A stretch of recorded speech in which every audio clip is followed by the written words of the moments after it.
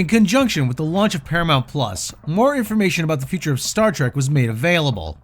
Most notably, that J.J. Abrams' Bad Robot, the production company that helped run Star Wars into the ground, and that is hard at work at tanking both DC and Lord of the Rings, is back in the Star Trek mix. Since they ended Star Trek's reign as a viable theatrical franchise the last time they worked on it, the next batch of movies will, by all accounts, be exclusive to Paramount Plus. In this video, we will begin by looking into the history and launch of Paramount Plus, what is to come for a regular Star Trek series on the service, and what we know of the next batch of movies at this time. CBS All Access was to be the legacy of the since ousted and disgraced CBS head honcho Les Moonves. He never had anything but disdain for genre entertainment in general, and Star Trek in particular. And he was the one who killed Star Trek Enterprise back in 2005, despite the series having found its feet. When the time came to launch CBS All Access, though, Star Trek seemed like a good property to exploit, especially since Netflix would pay for it all through the international distribution rights to Star Trek Discovery, a series Bad Robot alumni Alex Kurtzman and his Bad Robot offshoot production company Secret Hideout would undertake production of. On his way out the door, Moonves even gave Kurtzman an ironclad 5-year deal as the exclusive producer of Trek on TV. Alas, Kurtzman was not the man for the job. On his watch, the previously lucrative merchandise sales for the franchise has all but dried up, while little licensed material from Discovery has also been almost non-existent, outside of a few random Funko Pops and a couple of Mego dolls. The new Trek has even destroyed desire for classic merchandise, as we saw with the exit of McFarlane Toys before they could even finish their announced figures. For CBS All Access, Star Trek Discovery was a poor flagship for a service with very little else to offer. As Midnight's Edge has reported before, Bill Payer's Netflix were so displeased that they passed on picking up international distribution rights for Picard, which they had the right of first refusal for, leaving Amazon to pick them up instead. Neither Amazon nor Netflix wanted to pick up the rights for the animated series Lower Decks. Only in January of 2021, almost 6 months after its domestic CBS All Access premiere, and after a significant price drop, did Amazon pick up the international distribution rights. Headlined by a brand of Star Trek that very few responded to and a limited overall offering, CBS All Access underperformed in a very big way.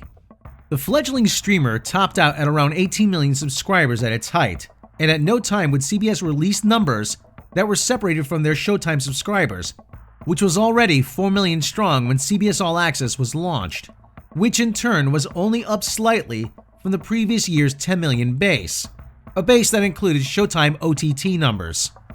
Following the remerger between Viacom and CBS into ViacomCBS, the management saw little reason to keep CBS All Access around, and so it was announced that it would be rebranded into Paramount Plus.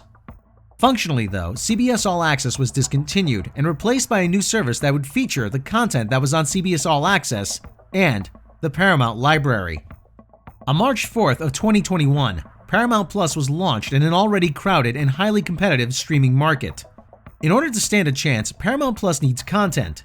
More specifically, it needs branded fan-favorite genre content. And that gave Secret Hideout's Star Trek a new lease on life. Let's see what's in store.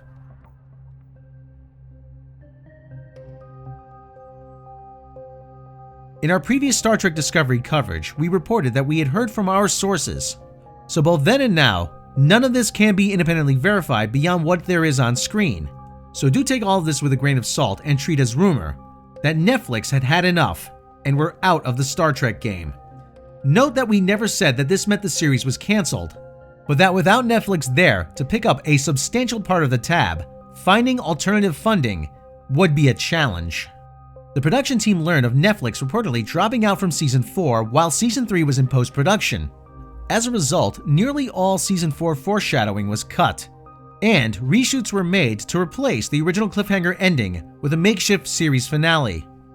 In the event that no replacement funding to compensate for Netflix dropping out could be found, this makeshift finale would allow them to claim the story they wanted to tell has been told, and that the series therefore had run its course. If funding did come along, however, Season 4 would merely be another fresh start, one they could claim they had been planning all along. despite the lack of Season 4 foreshadowing in Season 3, and Season 3 ending on a practical series finale, as opposed to the cliffhanger endings of Seasons 1 and 2. Since then, we have learned that Season 4 is indeed in production. Not only that, Season 5 will be filmed back-to-back with Season 4, in the same production cycle, thereby cutting costs. Cost cutting is something of a priority, as we have heard indications that at this point in time, Netflix remains out of the picture, and so does their funding. However, Season 4 and the possible Season 5 were able to proceed due to the required additional funding needed materializing. This additional funding comes from a couple of places, most notably directly from ViacomCBS, as they have international ambitions for Paramount Plus and need all the programming they can get. Plus, Secret Hideout is chipping in more themselves than they have ever before. In earlier reports, we said that one of the alleged reasons Netflix were able to drop out of their contract early was that Secret Hideout were spending money like drunken sailors, and leasing all the sound stages in Pinewood, Toronto for years to come wasn't part of the deal. However, we have later heard that since they reportedly did that, they have allegedly profited a great deal from forwarding the leases to other studios. And not only that, a lot of Netflix's dime was spent in technical innovations in order to give Discovery its arguably higher production design. And towards the end of filming Season 3, investments were made into cost-efficient and coof-proof shooting facilities similar to those that were used on The Mandalorian. The proceeds from leasing these facilities and this technology to other studios is reportedly funneled into the production of more Star Trek. On top of that, there is additional external funding, and if they came back to Netflix or even Amazon and offer them Season 4 at a reduced rate for rights in the international territories where Paramount Plus isn't available, it is not outside the realm of possibility a new deal may yet be reached. Just like how Netflix always declined, but Amazon eventually accepted international distribution rights for Lower Decks, once the price fell to an acceptable level. On that note, another season of Lower Decks is in production, as it was ordered for 2 seasons right off the bat, and the children-oriented Prodigy will now also be coming to Paramount Plus instead of Nickelodeon. We have also heard that Patrick Stewart has now been insured, so Season 2 of Picard may be forthcoming. There is, however, another series in development, and this one is far more interesting for several reasons, as we shall see. For many, the highlight of Star Trek Discovery in its entirety was Anson Mount's Captain Pike, who will be getting his own series in Strange New Worlds. This one, however, could end up quite different from Discovery and Picard. When the ViacomCBS remerger happened and Emma Watts was announced to be overseeing things going forward for Paramount, one thing she mentioned right away was Star Trek. It was a smack straight in the face of Kurtzman and crew in general, and from what we've been told, it went even deeper than a snide remark in a trade. To this end, Strange New Worlds has been rumored to be Akiva Goldsman's baby, and was put into production without Alex Kurtzman's blessing. Considering Goldsman has worked with Watts before, it would appear he has laterally went around Kurtzman. What? You went over my helmet? And could very well be given a chance to show what he can do in a last-ditch effort to get the traditional built-in audience on board, without Kurtzman's influence. Supporting this, we were told by a few different sources that a blow-up behind the scenes caused Kurtzman to walk until things were worked out, at which time he returned. The revolving door of showrunners on Trek is as bad or worse than the revolving door for directors over at Lucasfilm, and a breakdown of them all would take its own video to go through. The response to his Star Trek shows caused Kurtzman's stock to depreciate considerably in the eyes of the higher-ups, and since then, both his name and previous work has been dragged through the mud in scathing Clarice reviews, even in the Access media. Because of all this, Alex Kurtzman himself has been increasingly removed from the day-to-day operations of Star Trek by being handed other ventures to focus on. We recently covered how Alex Kurtzman took on Clarice and The Silence of the Lambs, after he was, shall we say, invited to step down as showrunner for Picard. And he may be invited to step away even further, as there are rumors suggesting that as soon as the current Secret Hideout productions on Trek have finished, their contract may not be renewed, leaving ViacomCBS to pursue other productions. But again, that is after all series currently in production have run their course. This would include all series covered already, plus any other mystery series that is in development. Not a lot is known about it. Although unlikely, it could be the Section 31 series. Of series that have been in development at earlier times, however, it is far more likely to be the long in gestation Khan series. We shall keep you up to date as we learn more. In the meantime, another Star Trek movie is back on the docket.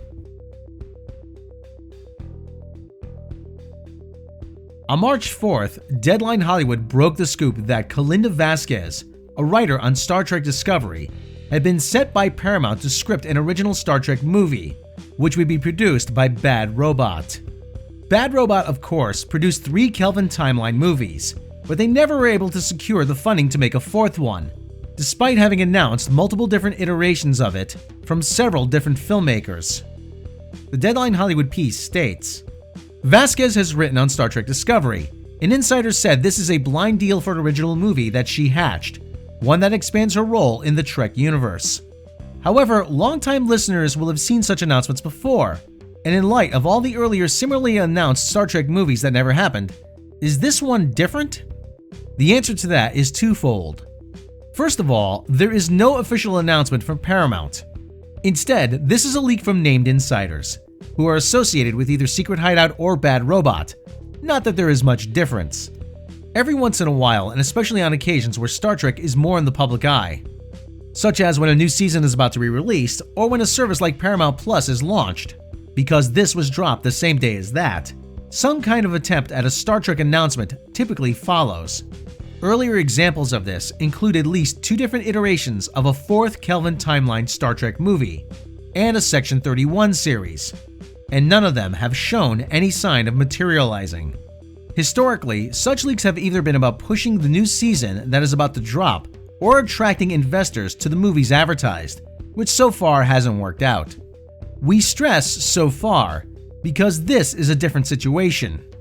The earlier Star Trek movies that tried to gain traction this way were mega-budget blockbusters that no one was going to invest in, not after Bad Robot had destroyed Star Trek's viability as a blockbuster franchise.